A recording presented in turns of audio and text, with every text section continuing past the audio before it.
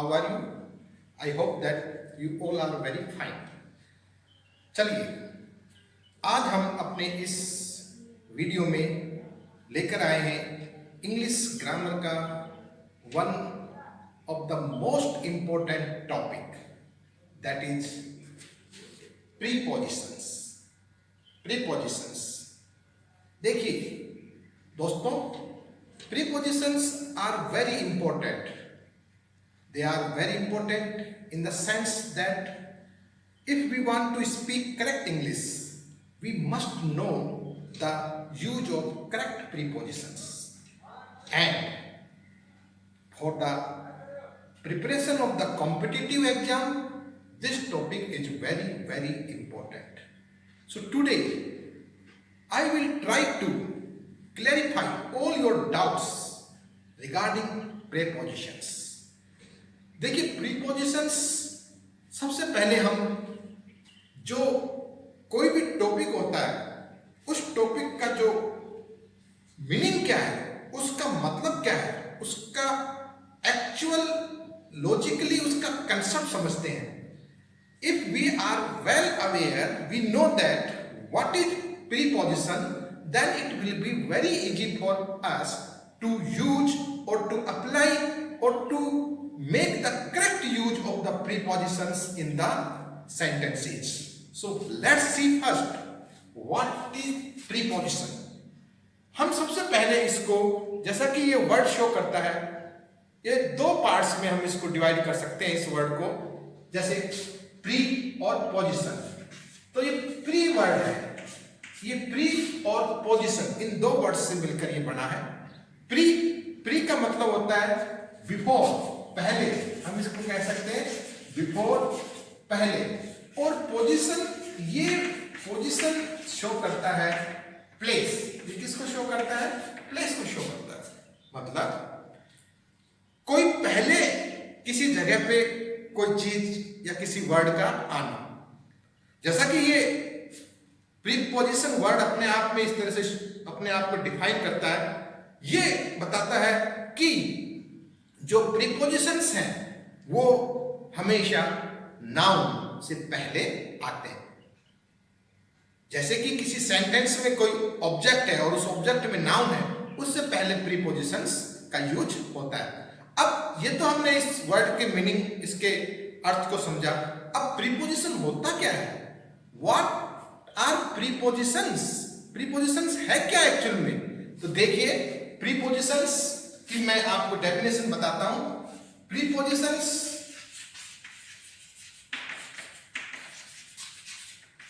Are the words used to show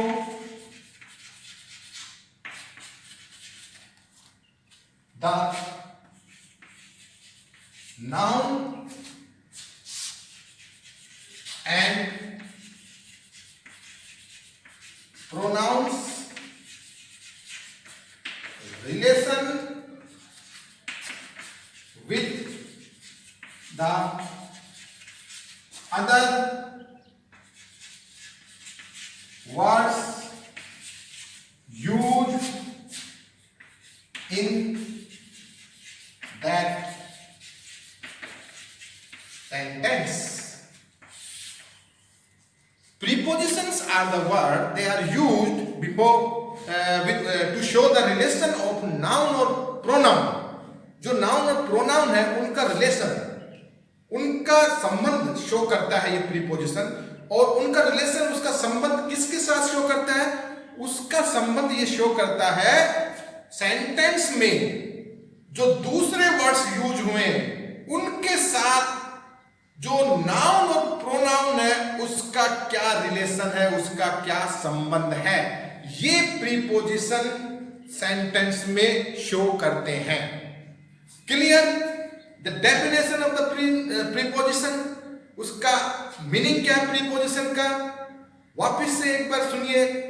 prepositions वो शब्द होते हैं जो एक सेंटेंस में नाउन और प्रोनाउन के संबंध को उसी सेंटेंस में जो दूसरे शब्द हैं, जैसे कि ऑब्जेक्ट और कॉम्प्लीमेंट होता है, उसमें भी नाउन आता है, उसके साथ उसका रिलेशन, उसका लिंक जोड़ता है, उससे संबंध बनाता है, वो प्रीपोजिशन कहलाता है। Now we will like to understand it by one example. एक एग्जाम्पल से हम इसको समझने की कोशिश करेंगे।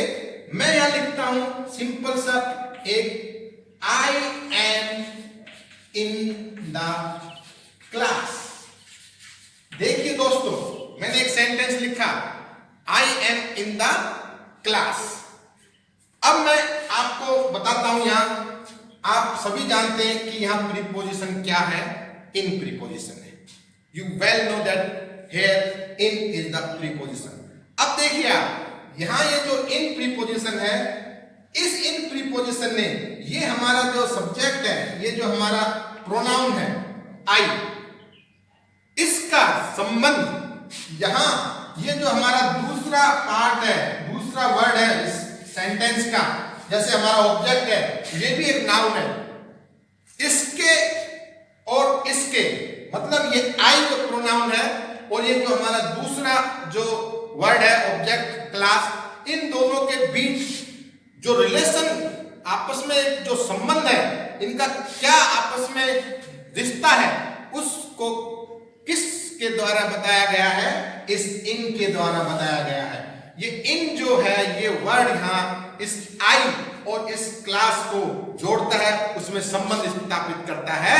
ये बताता है कि ये जो आई है, ये कहां है, ये क्लास के अंदर है, क्लास में है। तो ये जो इन है, इसने इस आई को, इस क्लास को जोड़ा है। इसी तरह अलग सेंटेंसेज में जहां भी इस प्रकार से जब किसी नाउन और प्रोनाउन को उस सेंटेंस में दूसरे वर्ड्स के साथ जोड़ा जाता है, और जिसके द्वारा जोड़ा जाता है, वो वर्ड प्रीपोजिशन कहलाता है। आप एक और देख लीजिए यहां पे example, the book is on the table. The book is on the table. Again here this on, it is the preposition. आप सभी जानते हैं कि ये ऑन प्रीपोजिशन है। अब ये क्यों प्रीपोजिशन है? क्योंकि इसने ये जो बुक है, इस बुक का संबंध इस टेबल से जोड़ा है। इस बुक का संबंध इस टेबल से किसने जोड़ा है? इस ऑन के द्वारा ये जुड़ा है। ये बताता है कि जो बुक है वो कहां है? टेबल के ऊपर है। तो इस तरह से ये जो दोनों सेंटेंसेस में हमने देखा, इन और ऑन, ये जो प्रीपोजिशंस यूज हुए वो क्यों यूज हुए, और ये चीज कि इनका संबंध क्या है दोनों का आपस में बताने के लिए ये प्रीपोजिशंस का हम यूज करते हैं। One more thing that we should know about prepositions, that prepositions are always used to show time, place and direction. Preposition हमेशा भाई क्यों यूज होते हैं, क्या दिखाने के लिए यूज होते हैं? ये they are used to show time, place and directions. देखिए जो प्रीपोजिशन है वो जैसे टाइम को शो करता है। टाइम को शो करता है जैसे, मतलब वो बताता है कि when something happened or happens, कोई चीज होती है या हो चुकी है, मतलब उसको टाइम को शो करने के लिए यूज होता है प्रीपोजिशन। और प्लेस को भी, कि something, where someone and something, क्या उसकी प्लेस, उसको भी शो करने के लिए प्रीपोजिशंस का यूज होता है। और डायरेक्शंस को शो करने के लिए भी प्रीपोजिशंस का यूज होता है। For example something comes from, goes and comes from somewhere, some goes to somewhere, है ना। तो इस तरह से प्रीपोजिशंस जो है वो हमें टाइम, प्लेस और डायरेक्शन को शो करना होता है, तो हम प्रीपोजिशंस का यूज करते हैं, प्रीपोजिशंस को लगाते हैं। Now one more important fact about the preposition, वो जैसे हमें आपको मैं चाहूंगा बताना बच्चों, कि जैसे हम कई बार सोचते हैं कि प्रीपोजिशंस को हम हिंदी के हिसाब से भी उसको लर्न करने की या उसे लगाने की हम प्रयास करते हैं according to the meaning of Hindi. परंतु I would like to tell you, मैं आपको बताना चाहूंगा कि हिंदी के हिसाब से कभी कभी प्रीपोजिशन को हम लगाने की कोशिश करेंगे तो वो गलत हो जाता है। हिंदी के हिसाब से, हिंदी के मीनिंग के हिसाब से हम प्रीपोजिशन को नहीं लगा सकते। देखिए कहां कैसे क्या मिस्टेक्स हो सकती है। जैसे मैं एक सेंटेंस लिख देता हूं, I am taking the form of the bag. I am taking the form of the bag. My father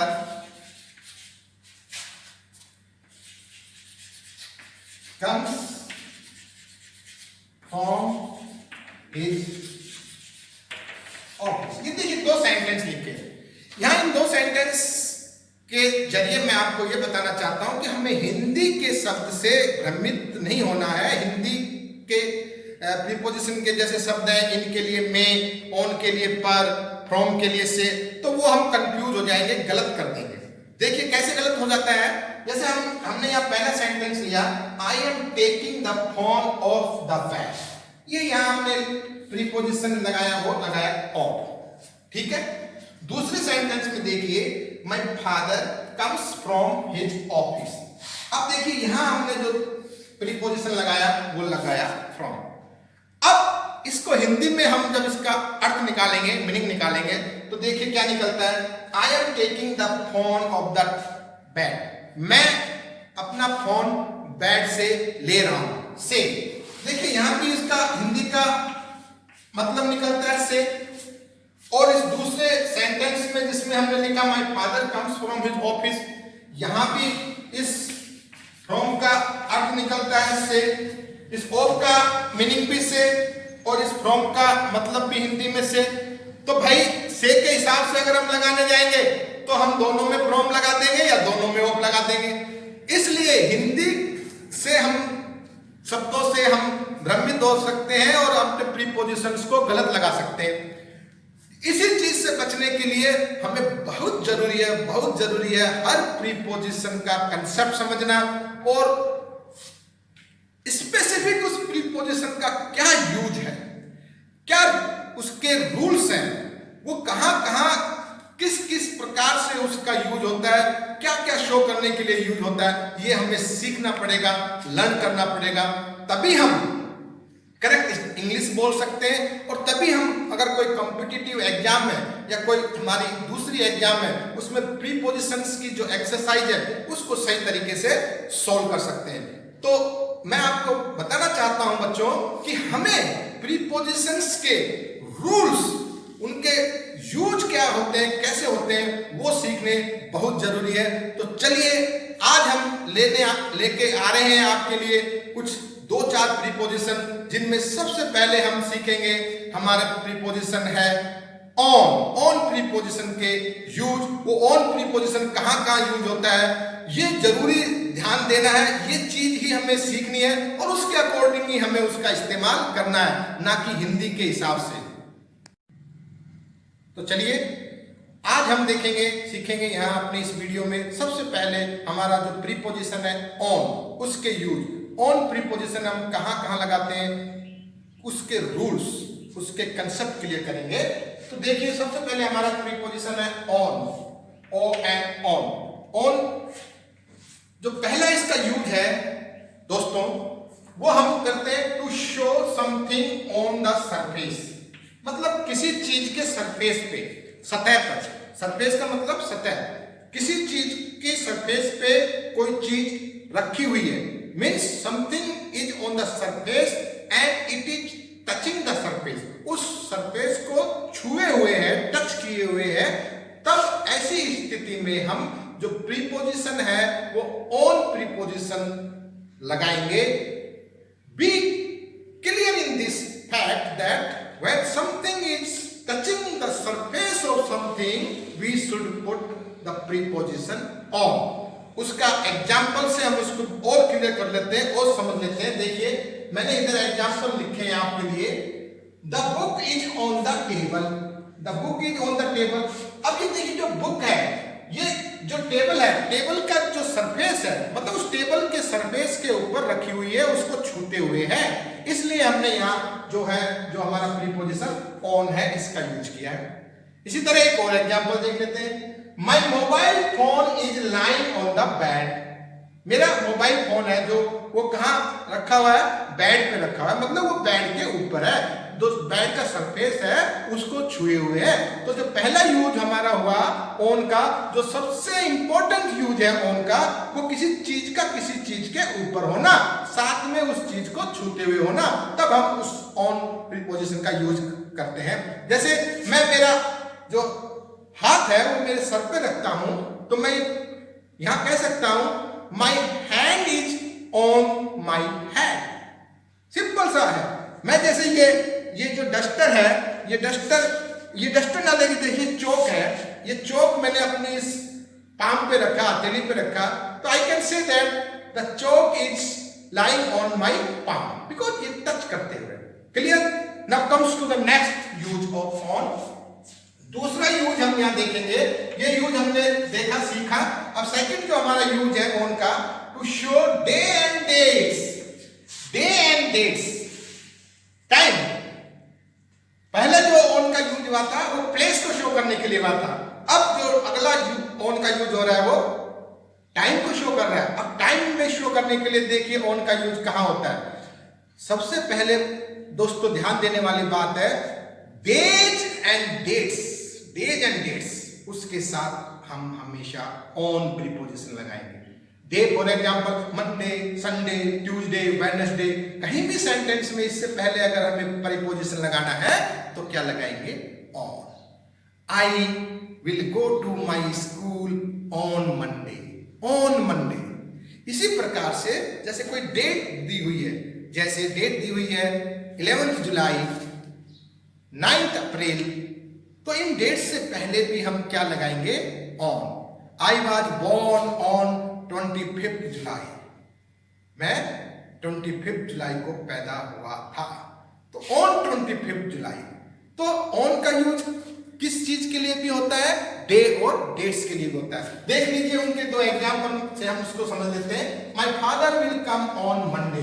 ये जो मंडे आया है, इस मंडे से पहले हमने ये ऑन प्रीपोजिशन लगाया है, डे है।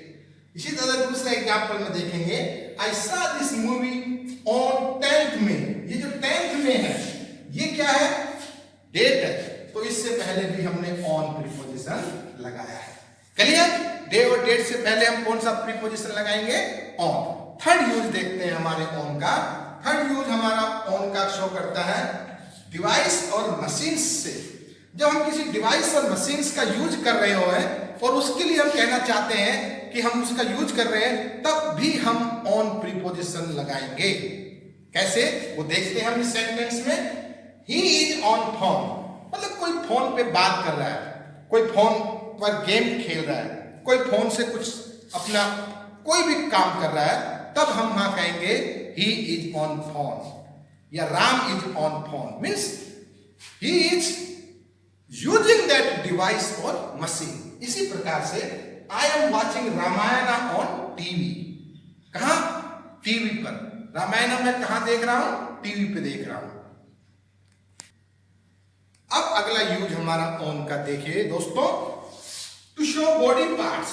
बॉडी के पार्ट्स जो है उनको भी हम जब उनका कहीं दिखाते हैं, उनका यूज होता है, और उसके पहले हम ऑन का यूज करते हैं। कैसे? देखिए जैसे the ball hit on my hand. ये जो बॉडी का पार्ट है, और बॉल ने मेरे हेड को हिट किया, तो हमें क्या प्रीपोजिशन लगाया? ऑन प्रीपोजिशन लगाया। The ball hit on my hand. उसी प्रकार I wear a ring on my finger. Finger जो हमारा बॉडी का पार्ट है, और उसके लिए हमने कौन सा प्रीपोजिशन यहाँ यूज किया? ऑन प्रीपोजिशन को यूज किया। तो ये कुछ यूजेज हैं हम जहां ऑन प्रीपोजिशन लगाते हैं। अब हमारा जो अगला इसका यूज है to show state. State means अवस्था, किसी चीज की अवस्था को दिखाने के लिए, उसकी स्टेट को दिखाने के लिए भी हम ऑन प्रीपोजिशन का यूज करते हैं। अच्छा दोस्तों, तो हम अगला यूज देख रहे थे ऑन का, टू शो स्टेट, अवस्था, अवस्था को दिखाने के लिए। मीन्स किसी की कुछ जो परिस्थिति है, अवस्था परिस्थिति, उसको शो करने के लिए भी ऑन का यूज होता है। देखिए जैसे सबसे पहले हमने एक सेंटेंस लिखा, इसको समझने के लिए he has been on bed rest for past 2 days. Means he has been on bed rest for past 2 days. ये उसकी स्टेट है, उसकी अवस्था है। कोई है जो पिछले 2 दिन से बैड रेस्ट पर है, तो उसके लिए हम जो ऑन प्रीपोजिशन, ऐसी कोई सिचुएशन आती है, ऐसी कोई सेंटेंस में परिस्थिति आती है जहां किसी अवस्था को दिखाया जाए, तब वहां हम ऑन प्रीपोजिशन लगाते हैं। दूसरा सेंटेंस समझ लीजिए स्टेट का, अवस्था का। Mango juice is on demand. Mango juice, ये जो ऑन प्रीपोजिशन लगा है, ये लगा है कि मैंगो जूस की बहुत डिमांड है। आजकल मैंगो जूस की डिमांड बहुत ज्यादा है, तो ये उस की क्या शो कर रहा है? स्टेट को शो कर रहा है, मैंगो जूस की अवस्था को शो कर रहा है कि अभी वह बहुत डिमांड में है। तो ऐसे भी हम उसका प्रीपोजिशन ऑन का यूज करेंगे। तो किसी भी चीज की अवस्था यानी कि स्टेट, उसकी स्टेट को शो करने के लिए हम ऑन प्रीपोजिशन का यूज करते हैं। अब ऑन प्रीपोजिशन का और हम कहाँ यूज करते हैं? जैसे हम कहीं पैदल चलते हैं या हम किसी चीज को राइड करते हैं, सवारी करते हैं उस चीज की, तो भी हम ऑन प्रीपोजिशन लगाते हैं। वो देखिए, समझिए यहाँ इन सेंटेंस के हिसाब से, according to this sentence, try to understand this concept also. Walk करना या किसी चीज की राइड करना, किस चीज को राइड करना। देखिए, he comes to school on foot। Foot से पहले ऑन यूज होता है, वह स्कूल पैदल आता है। he comes to school on foot।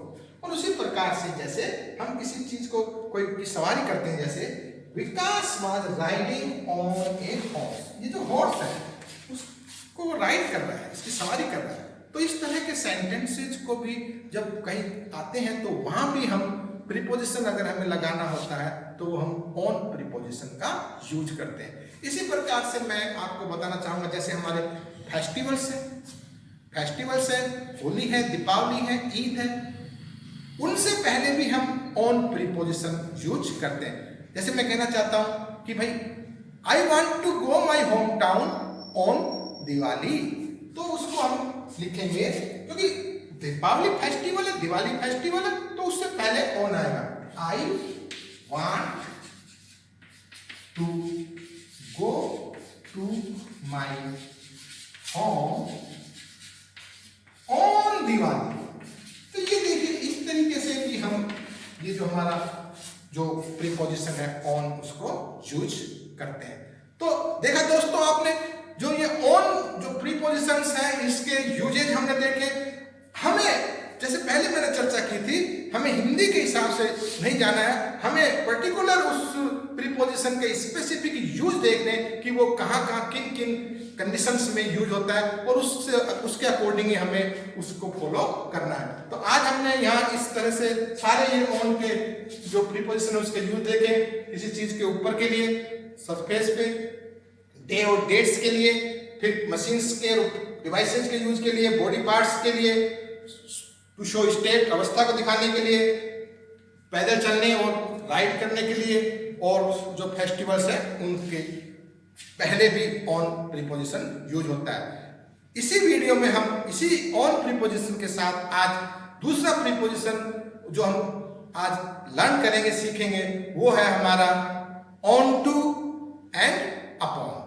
कौन सा प्रीपोजिशन है दूसरा जो हम अभी सीखने जा रहे हैं? On to and upon. Upon, on to, ये दोनों प्रीपोजिशन लगभग एक ही है। हम अपॉन का यूज भी कर सकते हैं और ऑन टू का भी यूज कर सकते हैं। ऑन टू और अपॉन ये प्रीपोजिशन कब यूज होते हैं, क्यों यूज होते हैं, वो हम देखते हैं। To show the movements and moving position of the objects. जब कोई चीज किसी के ऊपर है लेकिन साथ में उस चीज का मूवमेंट है, गति है उसमें, मतलब वो स्थिर नहीं है, रुकी हुई नहीं है, वो गति में है, उसका मूवमेंट है। तो जब उस चीज का मूवमेंट है और उसका एक मोमेंटम बना हुआ है, आना और जाना, जंप करना, क्रॉस करना, इस तरह की जहां चीजें होती है वहां हम ऑन टू और अपॉन प्रीपोजिशन का यूज करते हैं। देखिए हम कुछ सेंटेंसेस से इसको और अच्छे तरीके से समझने की कोशिश करते हैं। यहां I jump on to the horse, jump on to the horse, jump है, मूवमेंट है, इसलिए ऑन नहीं। क्यों? क्योंकि यहां मूवमेंट है। जैसा हमने बताया ऑन टू और अपॉन का यूज, मूवमेंट अगर होता है तो ऑन टू अपॉन, अगर मूवमेंट नहीं है तो सिर्फ ऑन। क्लियर? तो देखिए यहां I jumped on to the horse, मैं हॉर्स के ऊपर कूदा। कहां कूदा? हॉर्स पर। हिंदी में जैसे मैंने बताया था आपको, तो हिंदी में तो कंफ्यूज हो जाते हैं, पर भी ऑन के लिए, ऑन टू भी पर के लिए। यही चीज मैं आपको बता रहा हूं कि हमें इस तरह से उसके यूज समझने होंगे कि ऑन टू और अपॉन का यूज क्या होता है। When something is in movement और some movement is there and then something is coming over there, then we use upon and on to. इस एग्जांपल से वो क्लियर हुआ। दूसरा एग्जांपल देखिए, the broom came upon the table. Here the broom, झाड़ू जो है वो टेबल पे आ गई। भाई अगेन है सम मूवमेंट इज देयर, तो अपॉन। अगला सेंटेंस देखिए, an apple fell upon my hand. भाई सिर के ऊपर किसका गिरना? सेब का गिरना। Movement, again there is movement, so we are using here upon. The boy was floating upon water. बच्चा पानी के ऊपर तैर रहा है या पानी के ऊपर बह रहा है। तो देखिए भाई उसका मूवमेंट है ना, मूवमेंट को शो करने के लिए हम ऑन टू और अपॉन यूज करते हैं। He climbed on to a tree, मैं पेड़ पर चढ़ा। He climbed not on a tree, यहां हम कहेंगे क्लाइम्ड क्योंकि मूवमेंट है, तो हम यहां कहेंगे he climbed on to a tree, on to a tree. Is it clear? So I hope that you have well understand here that the use of on preposition, on to and upon preposition. Now we will do some exercise here to understand it more clearly. Let's see the exercise. चलिए दोस्तों, अब हम एक छोटी सी exercise करते हैं जिसमें हमने जो ऑन टू और अपॉन इन प्रीपोजिशंस का यूज जो सीखा कि वो कहाँ कैसे यूज होते हैं, उसको थोड़ा सा हम चेक करते हैं कि हमने कितना सीखा और हम उन्हें सही, जब हमारा कोई एग्जाम हो या हमें कहीं बोलने की जरूरत हो तो हम उसको सही प्रकार से उसका यूज, उसका उपयोग कर सकते हैं या नहीं कर सकते। चलिए देखते हैं हम हमारी exercise. He is sitting A bench, he is sitting a bench। भाई वो sitting bench, bench, तो here which preposition? on preposition is suitable है। क्यों? क्योंकि भाई वो बेंच पे बैठा हुआ है, मीन्स टच किए हुए उसको, that's why here on। clear? Second, our enemies came us, our enemies came, some movement is there, movement is there, और movement के लिए हमने देखा था upon, तो our enemies came upon us, this will be the correct preposition here, क्योंकि movement है, पहले movement नहीं था इसलिए हमने on लगाया। नेक्स्ट देखिए, I went Sunday, तो डे से पहले ऑब्वियसली ऑन आता है, ऑन संडे। नेक्स्ट हम देखते हैं, he will jump the elephant, again there is the movement, jump तो मूवमेंट के लिए अपॉन या ऑन टू, यहां हम लगाते हैं on to, he will jump on to the elephant. And the last but not the least, the cat jump the table, again है movement, तो यहां अपॉन द टेबल। नाउ आप सोचेंगे कि ये अपॉन और ऑन टू में क्या अंतर है भाई? तो देखिए अपॉन और ऑन टू में कुछ अंतर नहीं है। हम यहां the cat jump on to the table भी लिख सकते हैं या अपॉन द टेबल भी लिख सकते हैं, दोनों प्रीपोजिशन हमारे करेक्ट होंगे। तो देखिए दोस्तों, आज हमने इन 3 प्रीपोजिशंस को सीखा और प्रीपोजिशन का कंसेप्ट क्लियर किया, और जो ये हमारे तीनों प्रीपोजिशन थे अपॉन, ऑन टू और ऑन, ये हमने कवर किए। और ऐसे आशा करता हूं कि आपको सारे डाउट्स क्लियर हो गए होंगे। अब आप बड़े फैमिलियर हो गए होंगे इन तीनों प्रीपोजिशंस के साथ। अब आप ज़्यादा से ज़्यादा इन प्रीपोजिशंस की जो एक्सरसाइज है उनका सॉल्यूशन कीजिए और इस वीडियो को देखते रहिए, प्रैक्टिस करते रहिए। Till then, goodbye. I will be there with my next video with some more prepositions. Thank you.